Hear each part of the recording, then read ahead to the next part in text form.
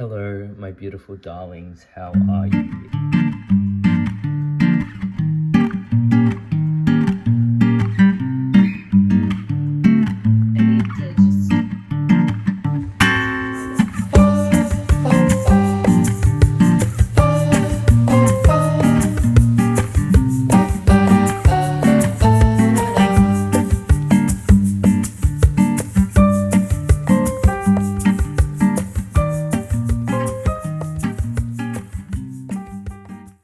Hello, my beautiful darlings, how are you? It is Wednesday here, it is the 1st of November, the start of a new month, which means new reading. The rush to meet reading goals is on. I've already met mine, but I'm going to try and fit in as many books as I can this month. But I have a very busy day. I've got something exciting planned, which I don't know if I'm going to talk about unless it goes well, so I'll update you after I do that.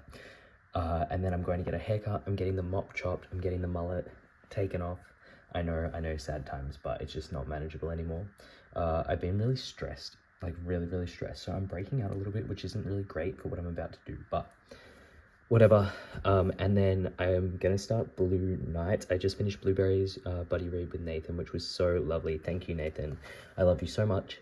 But yeah, I'm on to Blue Nights. I want to be a Didion completer, so starting the month off with Blue Nights. It's a little bit gloomy outside, so I feel like it's a good day to start Blue Nights. I don't know if I'll even start it today or like while I'm out, but yeah, we'll see. I'll talk you through what I'm wearing. I've got this white, it's just a white plain t-shirt underneath, and then I got this button-up blue French striped shirt moment that I had altered. You would have seen in another video. And then I am wearing my Alfie's Mission jacket, which has this little graphic on the side. It's like perfect for spring. It's such a good weight. And then I got this bag that I got from the op shop. Nothing special, just my plain black jeans and my Doc Marten loafers, and Blue Nights, because that's an accessory. Oh, and my watch. It's like a Casio watch. But yeah, that's the outfit. I'm pretty happy with it. Yeah, I was a bit unsure with the blue and the yellow and the white, but I think it's nice. I don't know.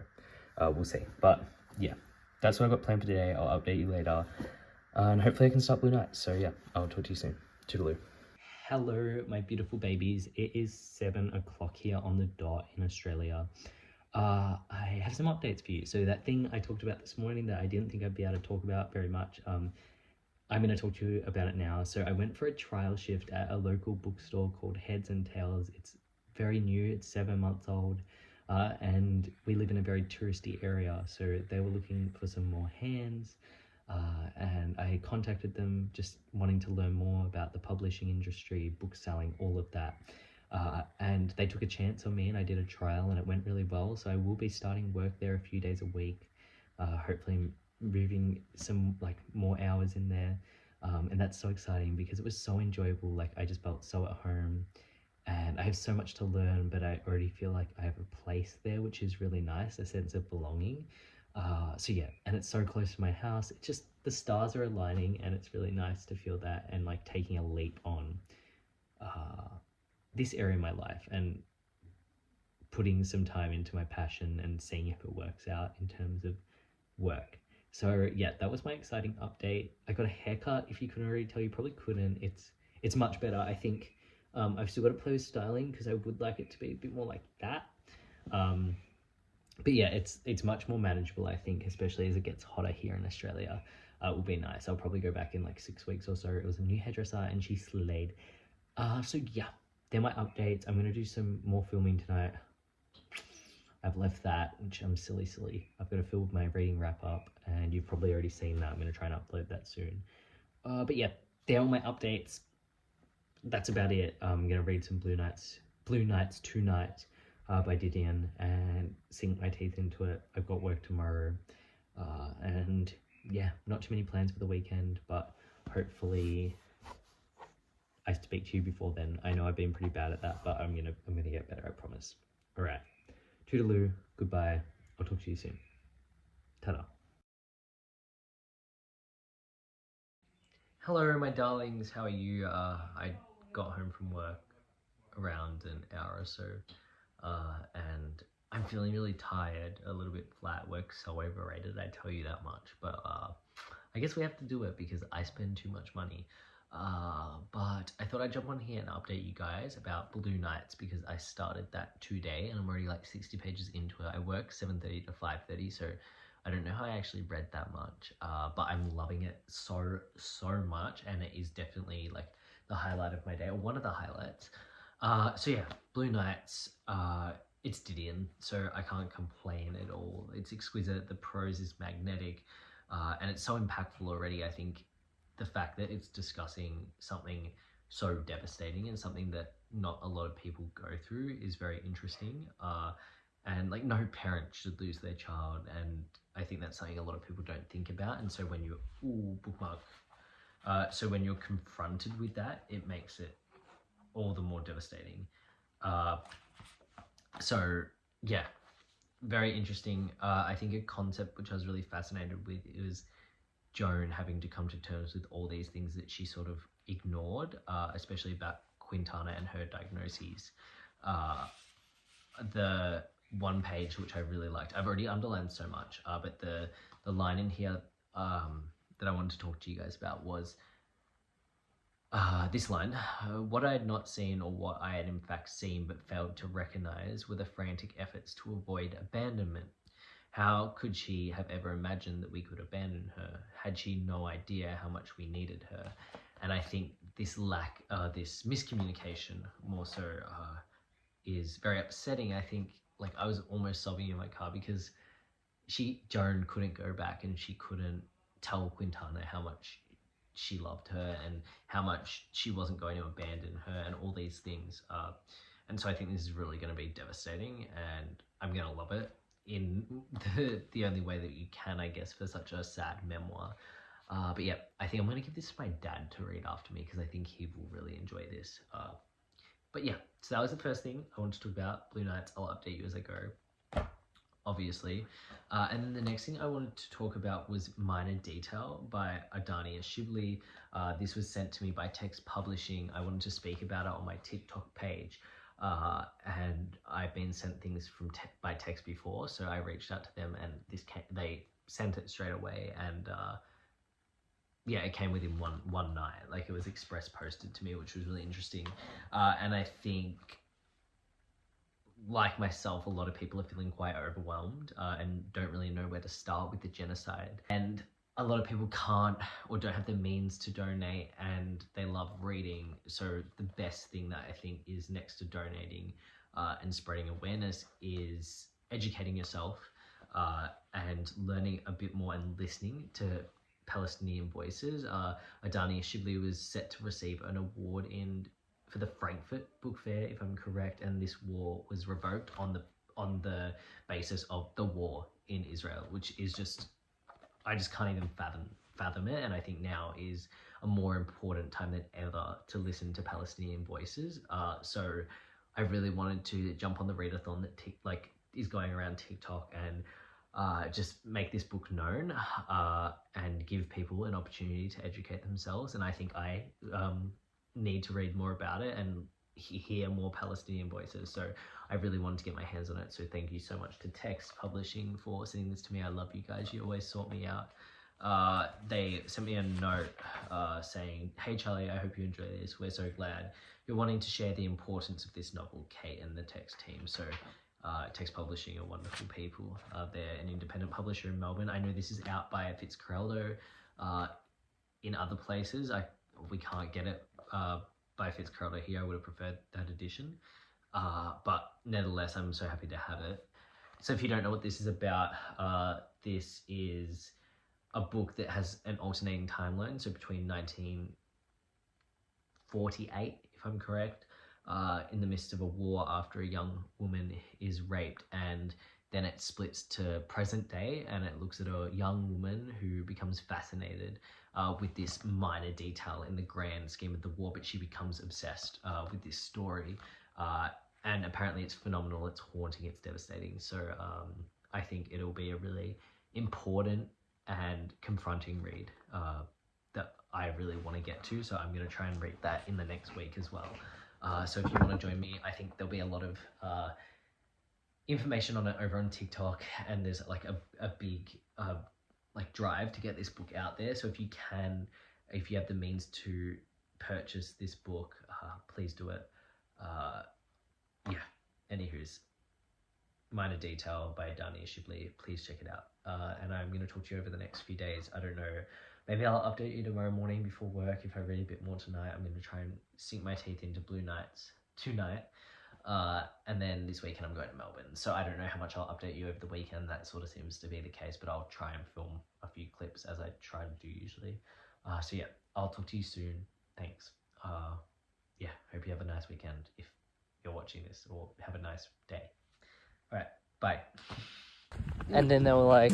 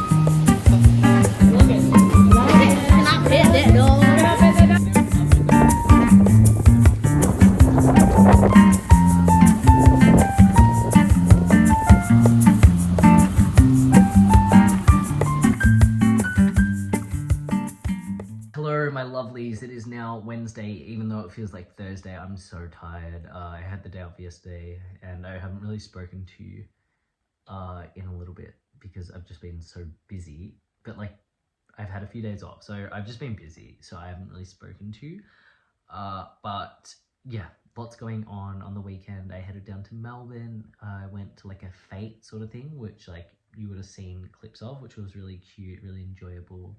I then went to work on Monday, but I also got to go to the beach and finish Blue Nights by Joan Didion. This was phenomenal. It was exquisite. I am so enamored with Joan Didion. I will be sat for her forever. I am a bit upset that I didn't read this before the Year of Magical Thinking. I definitely really need to read that now, and I wish I had read it first. So if you haven't read Blue Nights, definitely read The Year of Magical Thinking first. This is my favorite Didion so far. I think I've read 4 Didions. And through this book, she sort of recounts the loss of her only child, Quintana, and everything that comes with losing a child, and your only child, if that.